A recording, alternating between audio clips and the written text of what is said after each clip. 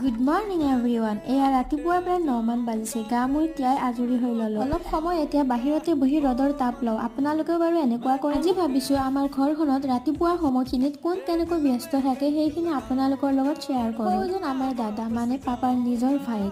এইফালে খুৰীয়ে পুৰা ধান অনাত ব্যস্ত হৈ আছে। এইফালে মই ভিডিঅ' কৰি থকা বুলি গমো পাইছে। সেয়ে আৰু অলপ ভালকে ধানখিনি মেলি দিছে। এইফালে আৰু এজনী খুৰী আহিছে কাপোৰ মেলি দিবলৈ। আটাইবোৰে মানে নিজৰ নিজৰ কামতে ব্যস্ত হৈ আছে। আমিহে পিছে খোৱা আৰু ভিডিঅ' কৰাত ব্যস্ত। এইটো অৱশ্যে মাইনাৰ স্কুল টিফিন আছিলে। তাই স্কুল নগল কাৰণে আমি ঘৰতেই খাই দিলো। ওপৰতে খুৰীজনে কাপোৰ মেলিব গৈছিল। এয়া হেনো সিহঁতৰে ধান। তাত ৰদৰ উত্তাপ দেখি সিহঁতৰো ধান মেলিব মন গ'ল। এইকেইদিন অৱশ্যে প্ৰায় আধা মানুহৰ ঘৰতে ধানৰ কাম চলি আছে। তাৰ মাজতে আপোনালোকক এটা কথা কওঁ, মোৰ যদি চেনেলটোত আজি কোনোবা নতুনকৈ আহিছে তেন্তে প্লিজ চেনেলটো আপোনালোকে ছাবস্ক্ৰাইব কৰি থৈ যাব।